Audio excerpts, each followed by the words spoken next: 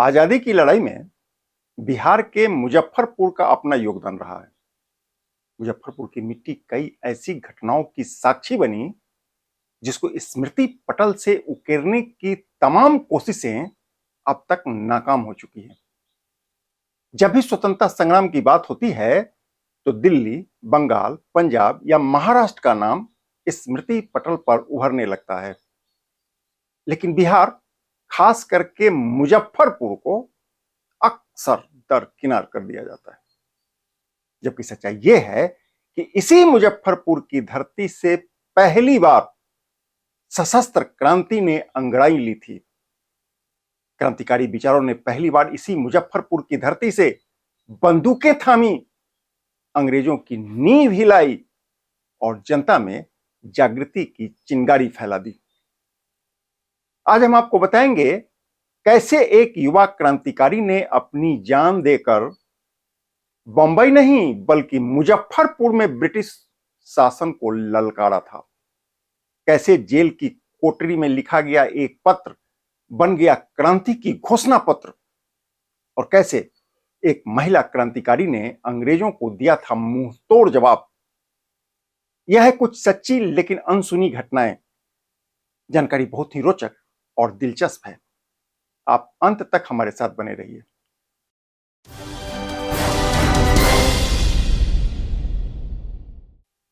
नमस्कार, मैं हूं कौशलेंद्र झा और आप देख रहे हैं केकेएन लाइव। खबरों की खबर और लीक से हटकर खबर में आपका स्वागत है। एक खास और ऐतिहासिक एपिसोड जिसमें आज हम लेकर आए हैं बिहार के मुजफ्फरपुर से जुड़ी आजादी की लड़ाई की एक सच्ची और अनसुनी घटनाएं, जिसे इतिहास के पन्नों में या तो जगह नहीं मिली या फिर जानबूझकर इसको भुलाने की कोशिश की गई। बात की शुरुआत खुदीराम बोस से करते हैं। खुदीराम बोस एक ऐसा क्रांतिकारी जो अपने उम्र से बहुत आगे निकलकर देश की बात करने लगा था। वह 30 अप्रैल 1908 का दिन था।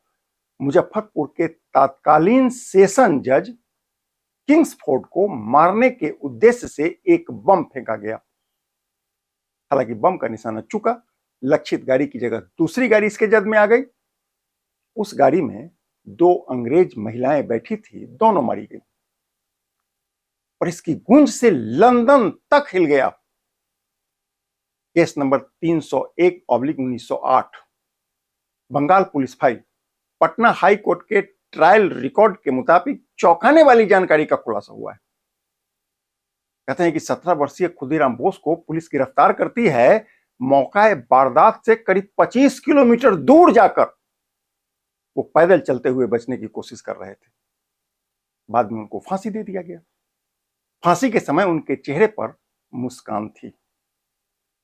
इतिहास में खुदीराम बोस को केवल बंगाल का बताया गया है, जबकि उन्होंने ब्रिटिश सत्ता की नींव पर मुजफ्फरपुर में प्रहार किया था। अब एक दूसरा मिसाल देखिए। बात एक पत्र की है, एक ऐसा पत्र जिसने क्रांति की मसाल को दावानल बना दिया। घटना मुजफ्फरपुर जेल के कोठरी नंबर 6 की है। मुजफ्फरपुर जेल के कोठरी नंबर 6 में उन दिनों बंद थे एक गुमनाम स्वतंत्रता सेनानी। उनका नाम था गोपाल प्रसाद सिंह। गोपाल प्रसाद सिंह ने 1931 में जेल की कोठरी से एक पत्र लिखा। उस पत्र का मजमून कुछ इस प्रकार था: हमारे खून की हर बूंद इस मिट्टी को सींचेगी और अगला सूरज आजादी लेकर आएगा। बिहार के अभिलेखागार में यह पत्र आज भी सुरक्षित है। उन दिनों यंग इंडिया अखबार ने इस पत्र को प्रकाशित भी किया था। इस पत्र की एक प्रति पंडित जवाहरलाल नेहरू को भी भेजी गई थी। नेहरू जी ने अपने जेल डायरी में इसका जिक्र भी किया है। लेकिन कालांतर में हमने उस महान स्वतंत्रता सेनानी को अपने स्मृति पटल से गुम हो जाने दिया। उन्हीं दिनों ब्रिटिश शासन को एक महिला से बहुत बड़ा खतरा उत्पन्न हो गया था। जबरदस्त चुनौती मिलने लगा था। उस महिला का नाम था शारदा देवी। यह बात 1942 के भारत छोड़ो आंदोलन की है। शारदा देवी, जो मुजफ्फरपुर के एक साधारण परिवार में जन्मी थी, ब्रिटिश अधिकारियों से खुफिया सूचनाएं इकट्ठा करके इसको क्रांतिकारियों के बीच प्रसारित कर देती थी, उनको बता देती थी। शारदा देवी ने कई बार ब्रिटिश टेलीग्राम वायर को भी काट दिया था, सरकारी सूचनाओं के प्रसार को रोक दिया था। ब्रिटिश हुकूमत के सीआईडी की फाइल संख्या 1942 FF शारदा DMH में इसका विस्तार से वर्णन मिलता है। हालांकि अगस्त 1942 में ब्रिटिश हुकूमत ने शारदा देवी को गिरफ्तार कर लिया। सीआईडी के मेमो में लिखा है कि the woman is more dangerous. हमने इनको भी याद रखना मुनासिब नहीं समझा। इसी प्रकार ब्रिटिश हुकूमत को नाकोदम करने वाले मीनापुर के पंडित सहदेव झा को भी करीब करीब भुला दिया गया। मुजफ्फरपुर में भारत छोड़ो आंदोलन के प्रणेता और मीनापुर थाना के तत्कालीन थानेदार लुइस बालर की थाना में चिता सजाने वाले पंडित सहदेव झा की यादें आज के युवाओं की स्मृति पटल पर धुंधली होने लगी है। कहते हैं कि सहदेव झा वो हस्ती थे जिनके लिए तत्कालीन राष्ट्रपति डॉक्टर राजेंद्र प्रसाद का कॉर्केट रुक गया था। बात वर्ष 1954 की है। राष्ट्रपति सड़क मार्ग से आज के सीतामढ़ी जा रहे थे। उन दिनों सीतामढ़ी मुजफ्फरपुर का ही हिस्सा हुआ करता था। पंडित सहदेव झा को भी उस कार्यक्रम में हिस्सा लेना था, किंतु बस छूट जाने की वजह से वो सड़क किनारे खड़ा हो गए। राष्ट्रपति की जैसे ही उन पर नजर पड़ी, पूरा कॉर्केट रुक गया और राष्ट्रपति उनको अपने साथ कार्यक्रम स्थल तक लेकर गए। ऐसे और भी अनेक स्वतंत्रता सेनानी हैं जिनको आज के कालखंड में याद रखना कतिपय कारणों से जरूरी नहीं समझा जा रहा है। दरअसल आजादी के संग्राम से मुजफ्फरपुर का बहुत पुराना संबंध रहा है।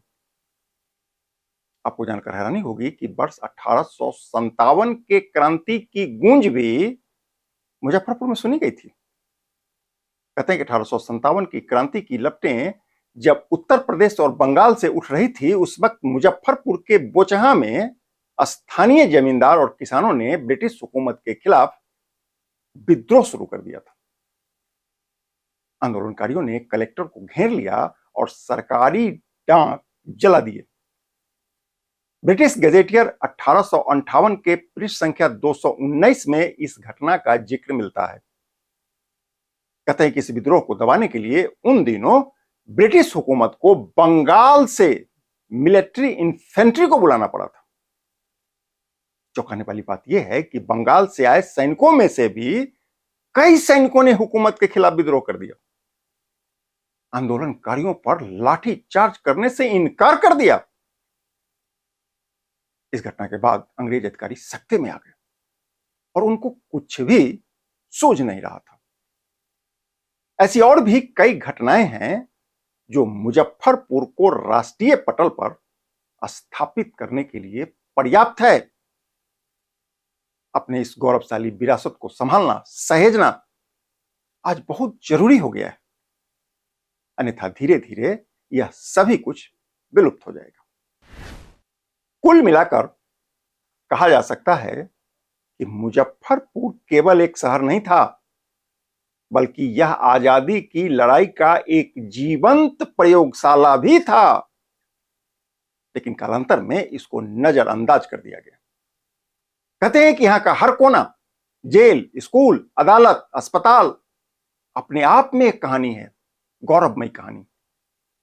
आज अफसोस के साथ कहना पड़ रहा है कि इतिहास में राष्ट्रीय स्तर पर इसको वह सम्मान नहीं मिला जिसका इसे दरकार था। कहते हैं कि स्वतंत्रता का मतलब सिर्फ एक दिन का उत्सव नहीं होता है, बल्कि यह अनगिनत कुर्बानियों की लंबी फहरिस्त की अनवरत कहानी है। अनवरत जलने वाले दिए की एक टिमटिमाती लौ है। यदि आप इस तरह की और भी जानकारी चाहते हैं तो कमेंट करके बताइए। रिपोर्ट अच्छी लगी हो तो इसको लाइक और शेयर जरूर कर लें। जय हिंद।